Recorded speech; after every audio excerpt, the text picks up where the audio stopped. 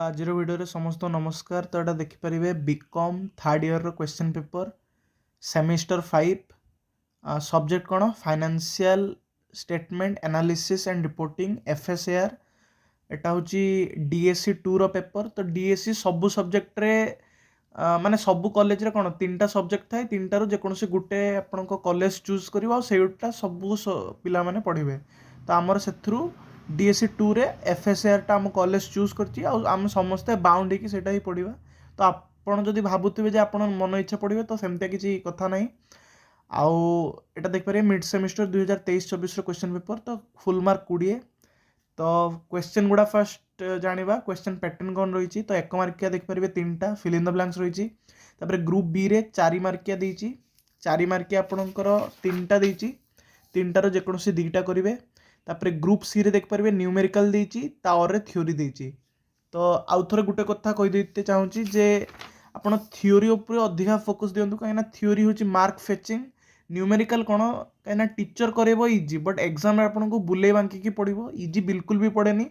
आउ थ्योरी करते आपको मैक्सिमम 20 ରୁ 25 मिनट जीवो, एटा तो आहरी अधिका टाइम कहीदेली। बट न्यूमेरिकल आपड़ जदि गोटे करेंगे तो आपको कैलकुलेटर दरकार, आप माइंड पूरा पागल मागल हो एक्सट्रा फेर फॉर्मूला मन रख प्रैक्टिस अधिका कर। फिर न्यूमेरिकल करते मैक्सिमम आपण मिनिमम आपणकर पड़ेबो 45 ରୁ घंटे। तो आपण चूज करंतु आपण केमते कोन करिवे। आउ थ्योरी जतले लिखिबे भल हैंड राइटिंग रे लिखिबे, नीट एंड क्लीन करके लिखिबे, आउ पॉइंट वाइज लिखिबे, पैराग्राफ वाइज लिखिबेनी। तो एगुडा होची टिप। तो क्वेश्चन गुडा पढ़िबा कौन कौन रही। आउ हाँ जहाँ भी फिल इन द ब्लैंक्स रे आंसर लिखाई हुए तो ठीक भी हो पारे, तो भूल भी हो पारे। तो निहाती बही रे खोजिबे केईटा सुइटेबल आंसर कि निज टीचर को पचारे। तो क्वेश्चन गुडा पढ़िबा। फर्स्ट देछि these are written records that convey the business activities and financial performance of the company. तापर बी रे रही this analysis involve comparison of financial data of a firm with other firm of industry averages for same period. C रे रही position statement is the other name of dash. तापर group B रो first question explain any 4 objectives of financial statement. B रे रहिला differentiate between horizontal and vertical analysis. तो 4 मार्किया 3टारू जेकोसी 2टा करेंगे, 2टा theory आ गोटे numerical देछि। तो तापर गोटे न्यूमेरिकल देछि। तो न्यूमेरिकलटा तो मुझे पढ़ुनी, तो आप स्क्रीनशॉट मारिक रखि दियंतु, तापर आप सॉल्व करेंगे। तापर ग्रुप सी रो 9 मार्किया फर्स्ट क्वेश्चन जेटा कि थ्योरी अच्छी।